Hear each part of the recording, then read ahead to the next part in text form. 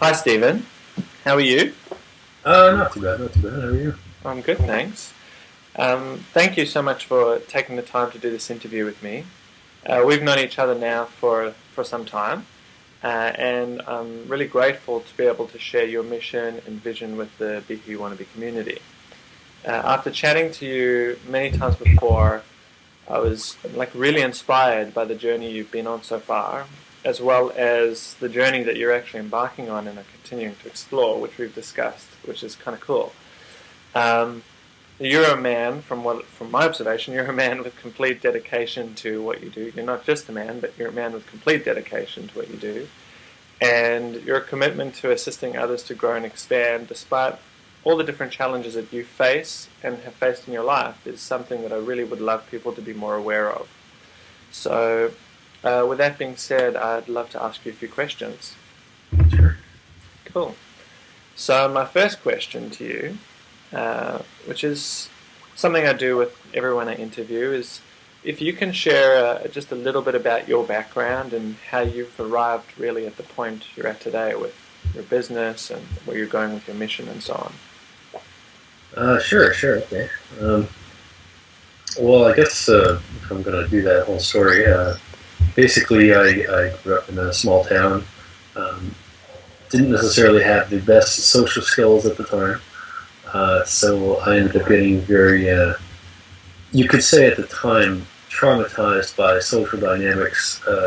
People would generally call that bullying and whatnot. So that was kind of the prerequisite for me to learn as much as I could about psychology to help myself heal from these experiences. Um, Now I talk about these experiences totally differently. It used to be, I get upset about these things. Now it's funny now because pretty much every bully I ever had is now a client. Right. It's really neat what happens when you get to appreciate things as they are. Um, but basically, my stress of uh, being public um, in school and then in jobs and in relationships and everything, it got to a point where I just had a breakdown. And I've had multiple breakdowns in my life, I suppose, but they all served a purpose that was meaningful and inspiring. And as such, it's taught me more about human nature, human psychology, and human development, and therapy and counseling, and all the things that we normally say are good for people. It's taught me more about that than anything else. So, people sometimes wonder, who are you to be a therapist or counselor when you haven't got university? And I say, well, I don't know. I can spend 4 years learning it, or I can spend my entire life living it, and you tell me. So that's my philosophy all the time.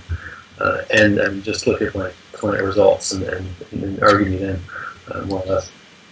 But I got into the DeMartini Institute when I was working at a job in Toronto, a television job.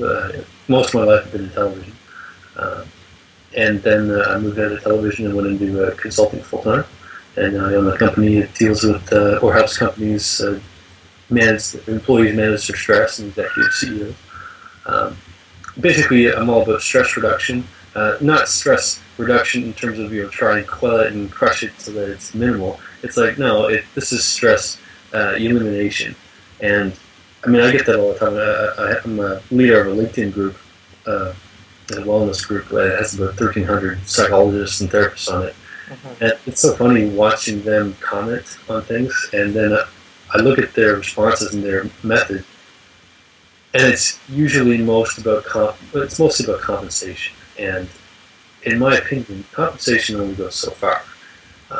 So we might as well try our best to completely eliminate or adapt whatever stimulus is driving us crazy, because when we do. There's nothing to adapt. There's nothing to drive us crazy. We adapted to it. I think as we interviewed Dr. John once, he'll say that stress is an inability to adapt to a changing environment, and that's very much true. So that's kind of where I came from. Just a small town bullied kid. Learned everything I could about psychology, and now all my bullies are my clients, and now I run a company with CEOs solve their shit. Fantastic. Well, you've definitely been through like a number of challenges. I've read some of your story, and you've told me some of your story, and to know where you've come from and what you've been able to achieve and what you're currently achieving is definitely inspiring. So it's wonderful it's wonderful to know that people who've gone through what you've been through can actually have a life that's inspiring, can have a life that's fulfilling. So it's great to be able to share that with people. Yeah, well, I mean, life is what you make it. I had to learn this myself. I mean, I spent years looking for the Midas touch, or whatever you want to call it, looking for that golden nugget kind of thing. And eventually I just realized that, the only person who can help me out is me. And I get this all the time with clients. The client will come to me and they'll be like, oh, I need this, I need your help, I need this. And most of them, when it comes down to it, are looking for someone else to solve their challenges. Mm-hmm. I just don't take that approach. I give them the tools, and then they do it themselves. Mm-hmm. Because I just know that the only person who can solve your challenges is you. It's not a game of, I can give you a pill and fix it. You have to do the work. So I just give the tools, and they'll do the work, and I'll help them through it. But most of the time, I'm just giving homework. I get a question or a thing to do, and they come back a week later, and they either get it or they don't. Right. And the ones who get it, I work with more. The ones who don't do the work, I tend to, punish a little bit, and then they either do it or they don't. It's not difficult to do. It's just it tells me that if a person's willing to do it, they're willing to transcend their challenge. If not, then they're not. They'd rather live in the game, and so I just tended to work in that frame. Great. Well, this kind of leads me on to my next question. On your website, you call yourself a personal greatness specialist, which I kind of like. It's pretty cool. So what I want to know, just for not necessarily for my own personal interest, but for the people who might be watching this, what exactly does that mean, and how do you assist the clients that you work with? Well, I'm working with a company in Miami with a good friend of mine, Katrina Campins, and she has a company called Be Greater. And we were thinking about how am I going to work with this company, being the stress guy with athletes and entertainers. And the two of us came up with greatness specialists, so that's where that came from. But I use it, and it's not I have a few names, but that's the one I use a lot. Mm-hmm. Basically what that means for me is that I'm dedicated to helping people achieve personal greatness. Mm-hmm. And what that means to me is, well, I have a person who's able to adapt to any environment, able to keep their mind focused no matter what's happening, transcend their challenges quickly and easily without having to dwell on it for years or months or days. A person who is able to master their mind and awaken their genius in every way. That's more or less what I call that. I know that's probably a lot, but that's my definition. And how I do that, well, I mean, there's many ways. I'm very fond of the DeMartini method, I'm sure you know. And I use that quite a lot, but I also have my own methods that I use quite a bit. One is the visionary method, which is a tool that is it's there to teach you what is going to happen in your life because of a specific challenge that you're going through. Mm-hmm. So I do this with children quite a bit, teenagers or whatever, who are being bullied. And I'll take that challenge and what they think about that and put it through the method and show them, mathematically, it's an equation, who they are going to be because of it. Mm-hmm. And it's usually inspiring. And when they see that, there's no more challenge. The bullying thing is, well, this is helping me get there. How can I be pissed at this? Mm-hmm. That's what I normally try to get through to my clients. I don't think people have challenges. I think people have challenges because they can't see where they're going because of their challenges. Right. If you're able to look into the future and see what's going to happen and realize that it's inspiring, and something you actually want to go to, and then you see that your challenges or your stress or whatever's happening right now is helping you do it, then you have this sort of future healer that you're aware of, and then you can hold on to that vision, and then kind of walk through the challenges that you're going through in terms of going forward to that vision. Called the visionary method, and that's basically how I look at it. People don't have challenges. We simply have challenges because we haven't seen what they're doing. Right. But if we see that, then we see it, and it's like, wow, I never noticed that before. Well, I've been through the visionary method before with you. We did a session a little while ago, which was kind of cool, just to have that experience.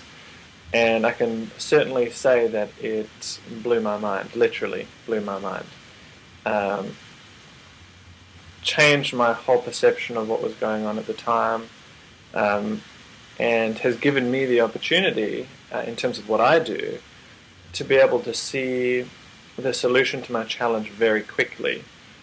And that means I can act on it fast. Instead of it taking a week or like a couple of weeks before I know what the answer is to my challenge, so to speak, within a few hours, or maybe sometimes even in a few minutes, I already know what the answer is. So I found that method tends to awaken that foresight, which I never. I had that, but intuitively I was more blocked before to seeing those solutions faster, which is kind of a cool thing to become aware of. So for anyone who's watching this is interested in that method, or interested in the sound of the method at least, I would certainly urge you to take a look into it and contact Stephan if you choose to, because it will blow your mind and give you the opportunity to see beyond where you're at, and plan ahead, which is kind of cool. So yeah, I can definitely testify to the I don't even know what word to use really, but it's pretty cool. That's, the visionary method is,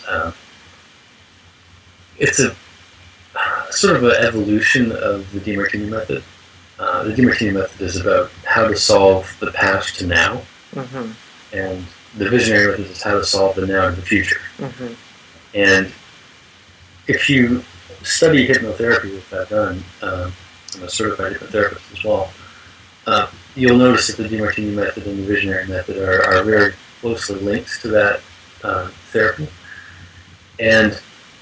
But you're right, with the visionary method, what I noticed immediately when I designed it was that what comes out is insights and meaning and humbling realizations and healing and things like this, but also action steps and things to do. And that's what, if you do the process, you'll notice it right away, because the first thing we put in is what we think our challenges are. And then we'll find out basically what we're doing with those in a sort of egotistical game in a way. And then we'll find out what the real challenge is that we're kind of forgetting about because we're calling it something else.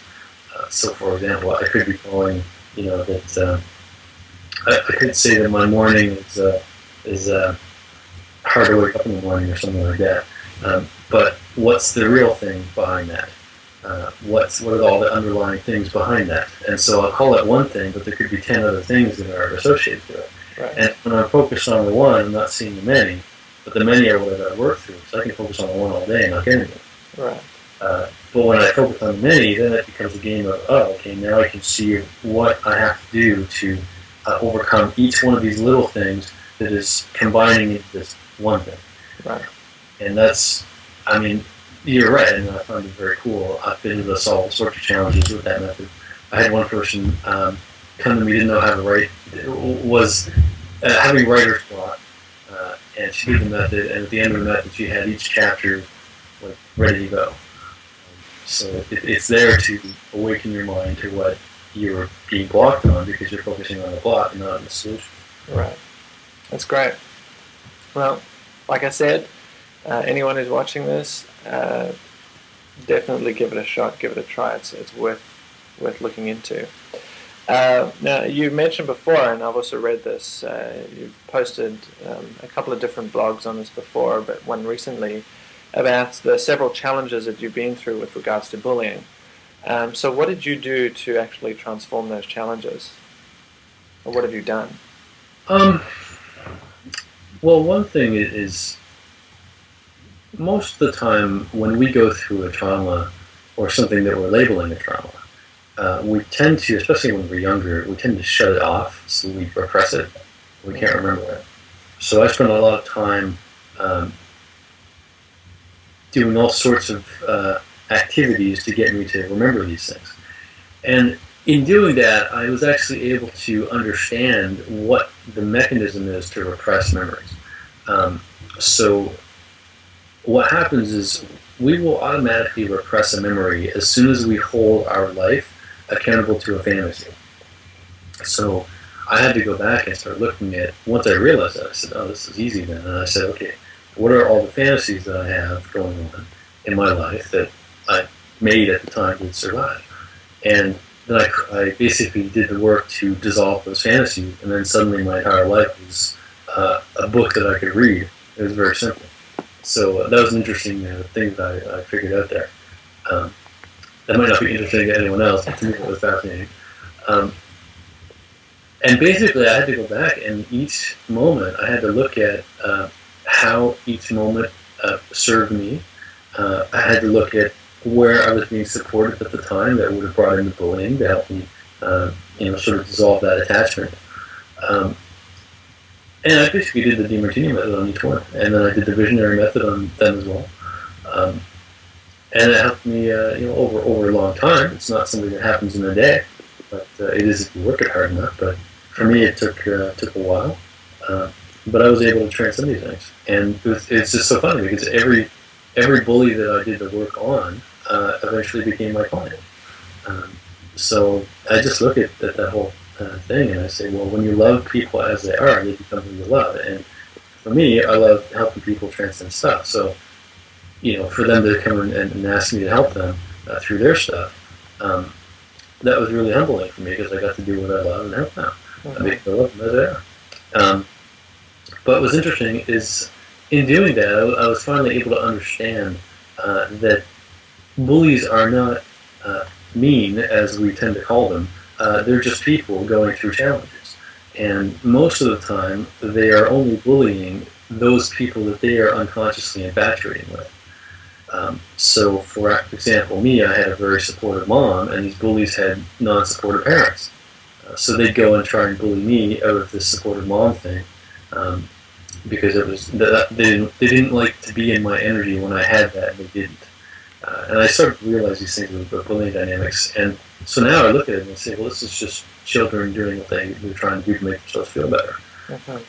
And anybody would do that. So, who's worse, the guy who's the victim or the guy who's the bully? I don't know anymore.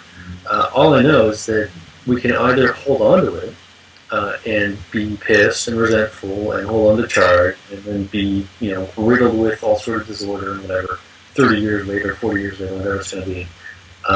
And we can run anti-bullying campaigns and stop bullying campaigns and all this stuff. But the truth is, you know this in my blog that I wrote, we are never going to get rid of bullying. No. It's not going to happen. It's a social dynamic. It serves a purpose. When you understand the purpose, you know how to transcend it. If you don't, you're going to call it something bad, and you're going to be oblivious to how to solve it, and you're going to try and stop it, but all that's going to happen is you're going to get more bullies. And, if you completely were able to totally dissolve all bullies, then you're going to have a massive increase in suicides. It's not a game of we can somehow get rid of it. That's never going to happen. There's bullies in every realm of society. There's dictator bullies, all the way up to governments. So we're never going to get rid of it. So the best we can do is learn why it's there, and then empower the victim and empower the bullies to have a different result. Because that's what it's there for. The minute you have a child who is living in a delusion and is addicted to a support system, which is keeping them small and dependent and juvenile, you're going to attract a bully to come in and kick their ass. And I had the same dynamic. I can guarantee you that was the exact same thing that happened to me. And every bully victim I've had walking in my office, it's the same thing every single time. And so I look at it and I say, it's this whole concept of stop bullying. we can put all sorts of effort towards that, but that's like trying to solve cancer. Sure. Let's get real. The truth is these things serve a purpose. They're there as mechanisms, as feedback to let us know that we're not growing to our most potential. That's right. So we need to just take a different approach, in my opinion. And I mean, I've done this. I had 30 kids once. It was a TV show, and the producer came to me and said, "Oh my God, I get all these emails from these parents. And I'm just so I feel so much pain for these parents, whatever." And I said, "Look, give me 30 of these kids, and have them come in one at a time, and we'll dissolve this." And each time I went in and I said, "Great. So what did the bully do?" And I asked them, I said, "You did this, this, that." I said, "Great. Who's doing the opposite?" And they tell me every single time. It's going to be their mom, their dad, or a teacher, or something like that, some support system. And as soon as I dissolve the support system, so I just go in there and say, "Great, what are the downsides of being supported that way?"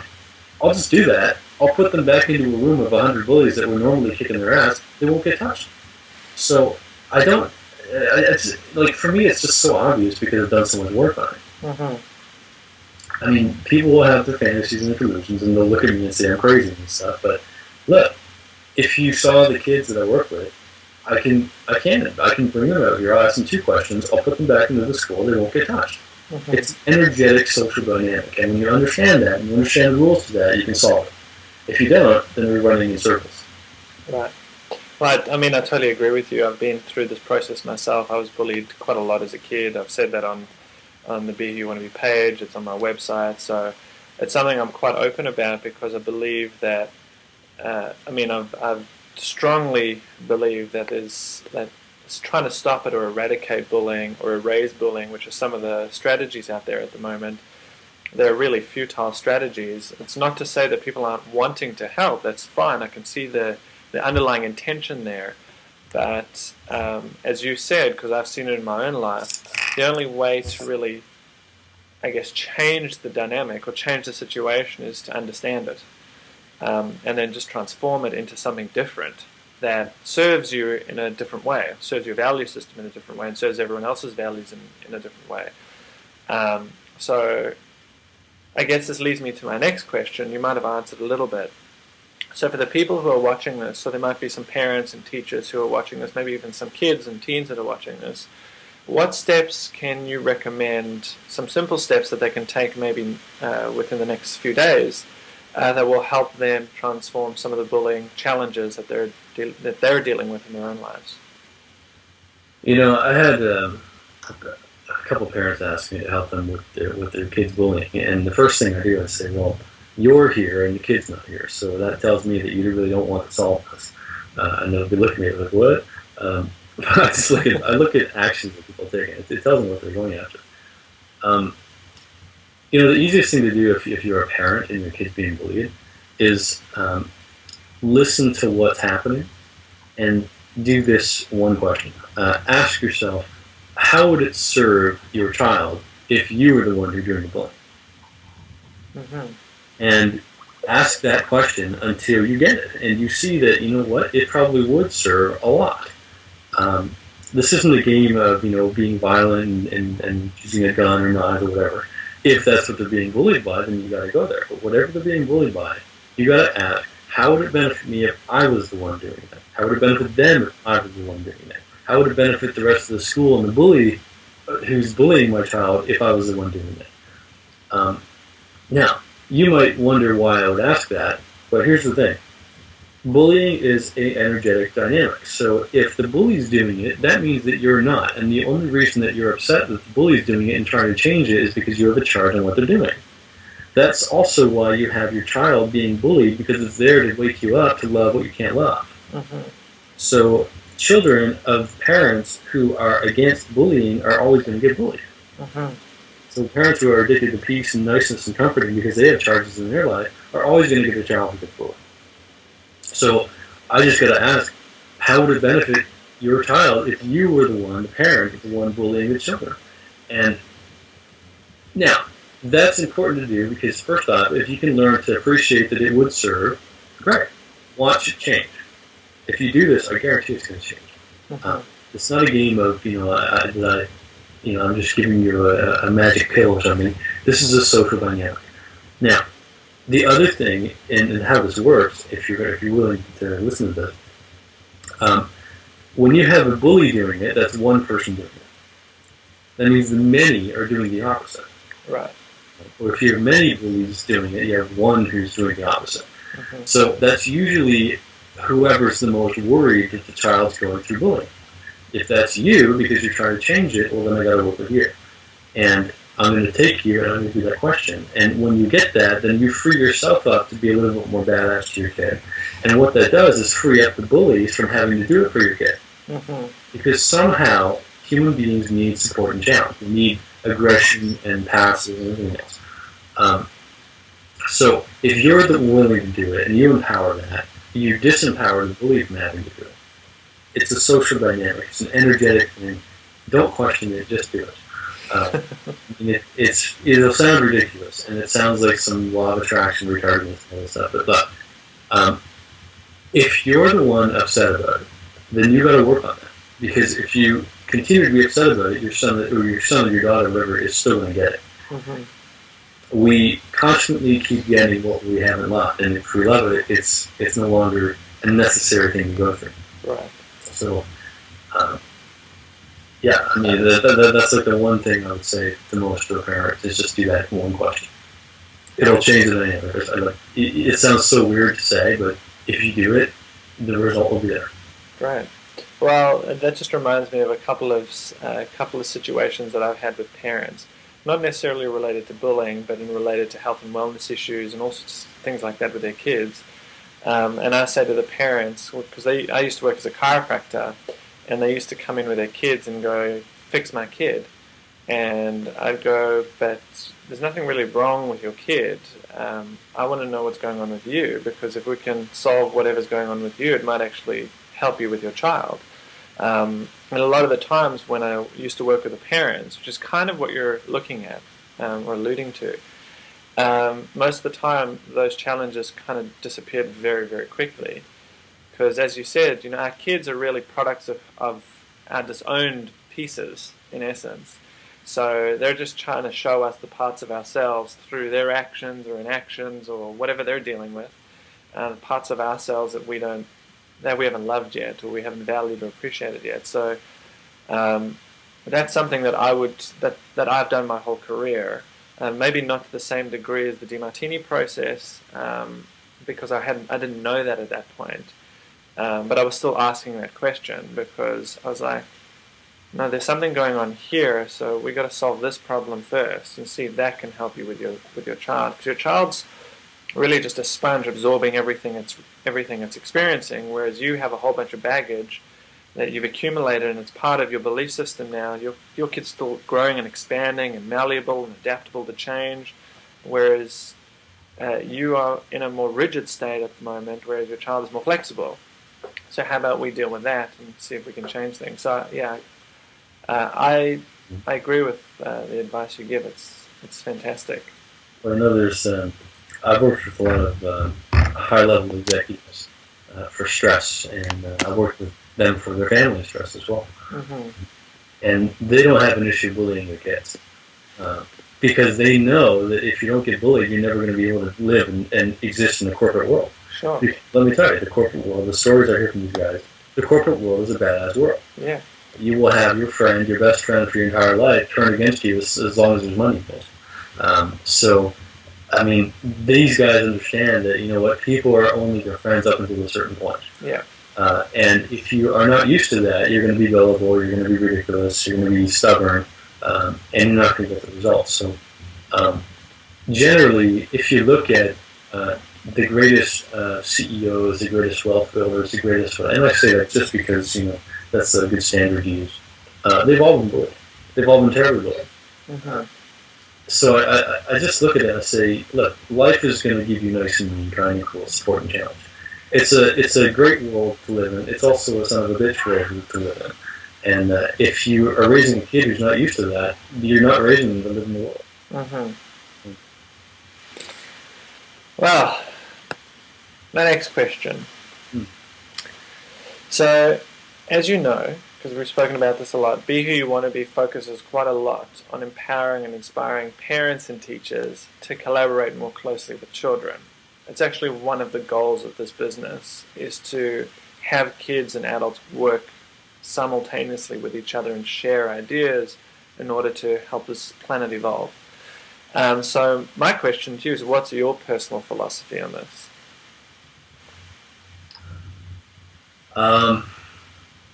If you have a personal philosophy on it. On the company or the company's mission?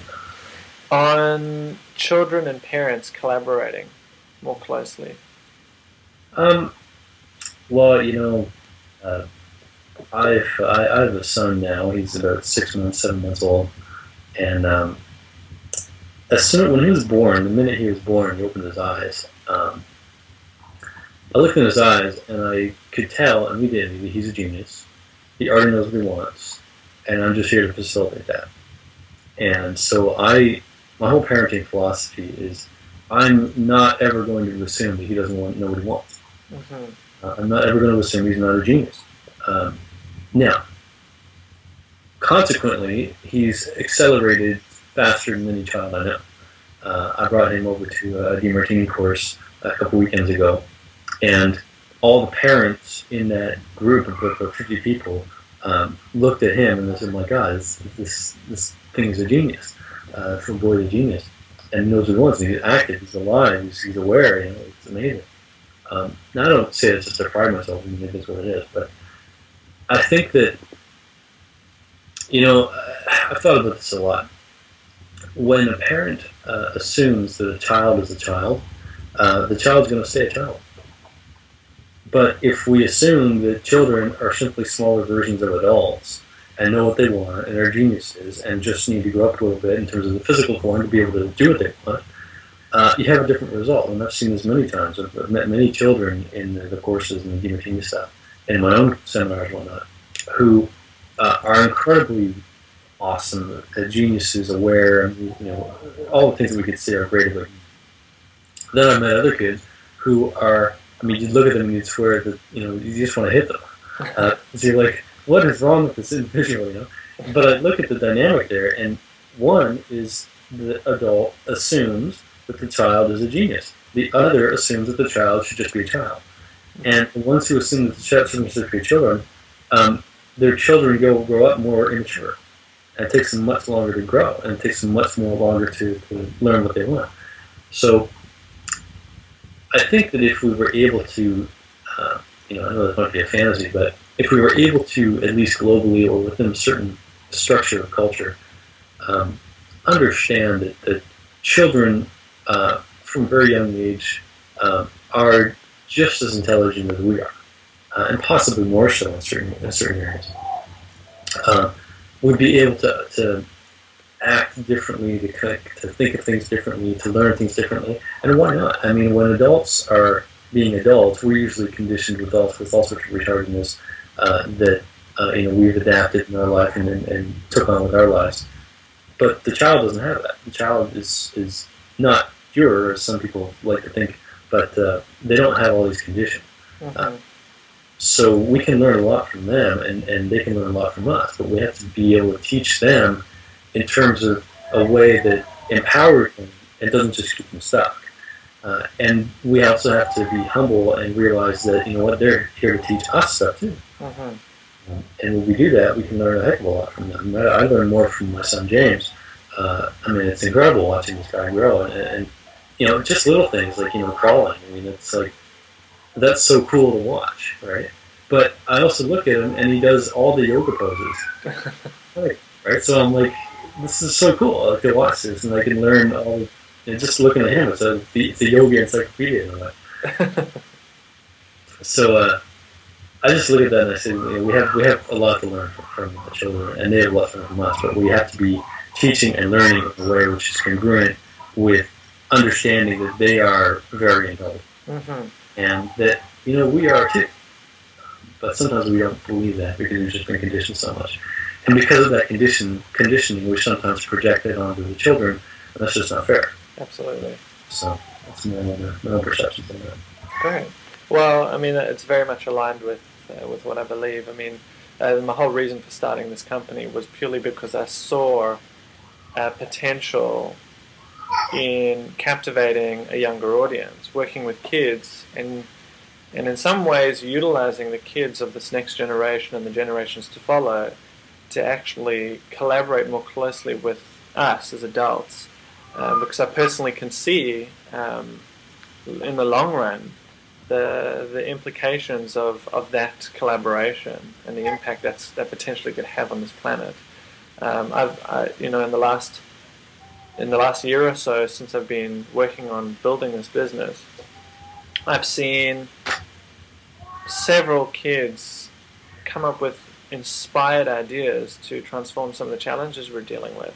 And it's not anymore like, oh, you've got your savant who's just this genius, and you've got these little micro pockets of geniuses that people used to label geniuses.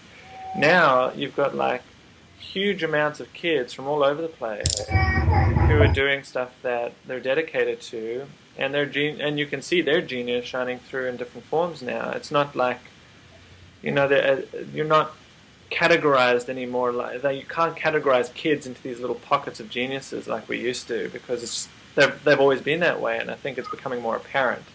And I really wanted to showcase that. So thanks for sharing your philosophy, and especially, as a parent, what you do with your son. I think for a lot of parents that are tuned into be who you want to be, they're looking for ways to empower their kids and work with their kids in ways that will actually take the stress off their lives as much as actually help their kids grow. So sharing that little piece of inspiration, I guess, or learning that you've come to is useful.